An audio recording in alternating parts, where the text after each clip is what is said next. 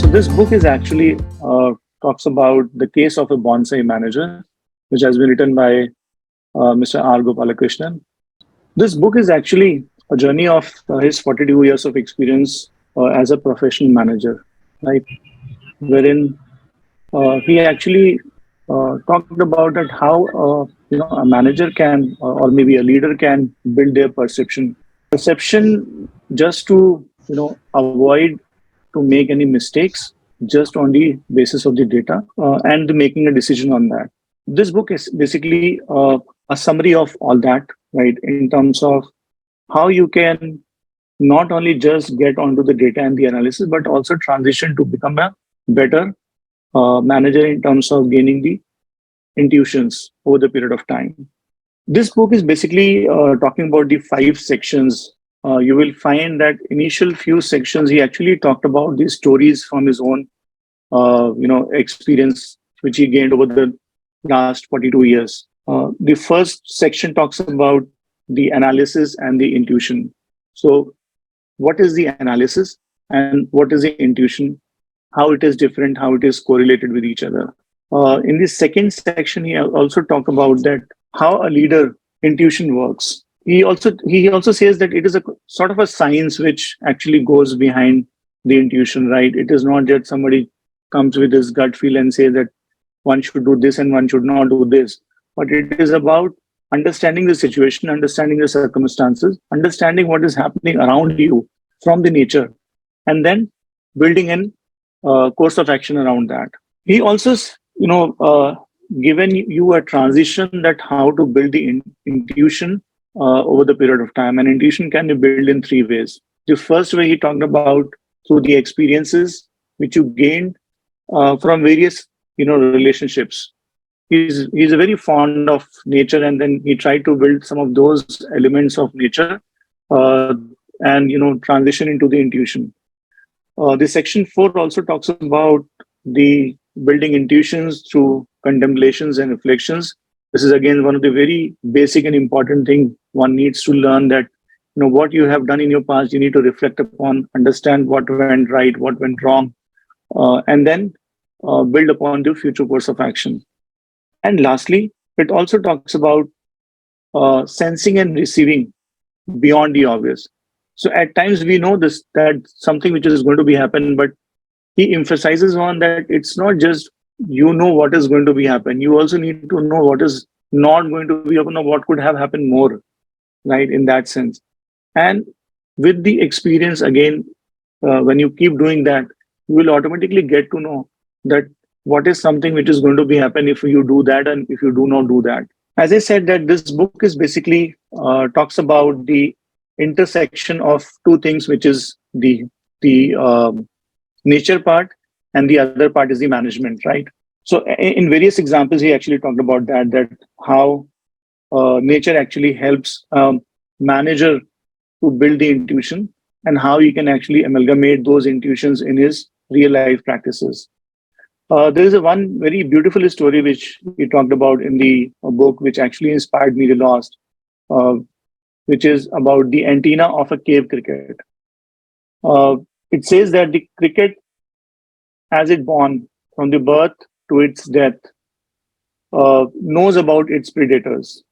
And similarly, a manager or a leader has to sense all the insights that he has to know, not only of his side, but beyond just data points, right? And then take a decision which is built on the intuitions and not just on the data points. How many of you actually know about bonsai?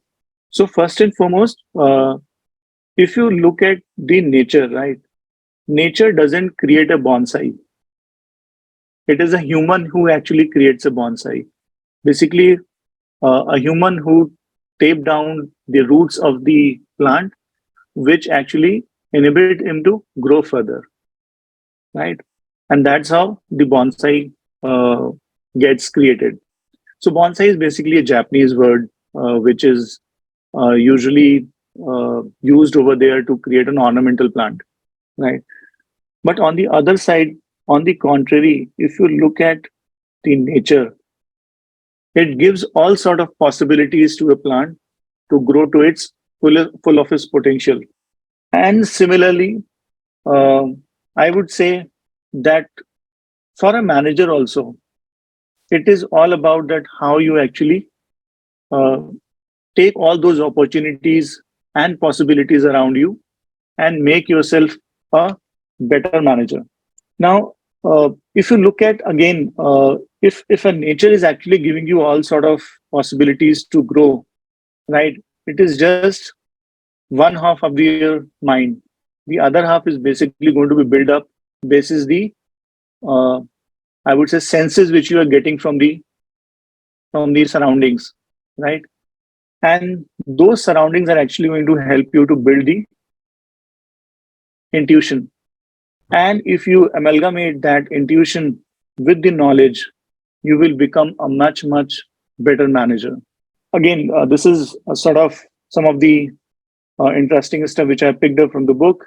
Leader is again somebody who is not just taking a decision on the data points, and this you will again this is something which you will learn in your management courses, that how to interpret the data, but how to build on the intuition, nobody will actually tell you. So you need to both instinct and the analysis to become a leader, because they are not different, they are the complementary to each other. The core messages from this book is these 6 messages which actually comes out, right? Which says that intuition does not exist, and it is very important for a manager, especially at the more senior levels of the leadership. Analysis and intuitions are not substitute to each other. These are complementary. A manager can develop the intuition through viewing issues holistically with the surrounds of the issues, not in isolations. He should observe and learn from the peripherals of the vision, hearing, experiences, and relationship. It is enhanced through varied experiences and relationship, contemplation, and reflections. He can also develop his intuitions by exploring and sensing beyond what is visible and audible. And last but not the least, leaders need to think about the issues at the edge of the spectrum of the obvious. It is something which you know is not going to be actually uh, helping you to take the decision. You also need to know what may also happen beyond the obvious. So effective leadership is a result of integration of both knowledge and the intuition. Knowledge and the intuition can be acquired for any of the aspiring managers or the young leaders in a contrasting ways. Lack of information, intuition plays a significant role in filling that gap. Please remember that, because when you are not having information available with you, it is about your experience, and seeing the surroundings will actually going to help you to fill up that gap. And basis that, you can take a mindful decision, I would say. And last but not the least, I would talk about, so this is again being covered, but just to give you a more perspective that how the process of intuition gets built up. It is similar to any of the iceberg. It starts with your perception over here, which gets into analysis and synthesis, which is called as a rational. Then you club it with your personal experiences through relationships and the connections, right? You build more upon that in terms of openness and insights, get more deeper understanding about the issue. And then finally, you take the decision basis the intuitive knowledge of nature's law. I'm just leaving you with this beautiful quote from this Sadhguru, which says the human being is not just a resource.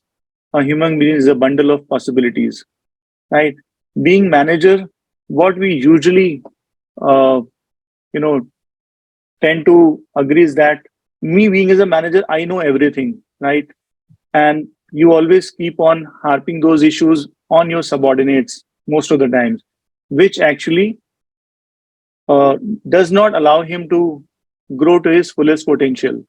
And being as a manager, I think this is one of the most important responsibility which you have, not only to grow yourself in the ladder horizontally or vertically, but also to give more opportunities to your subordinates who can also take your place and grow in their lives. So thank you so much, and wish you all a very successful career and a very happy new year.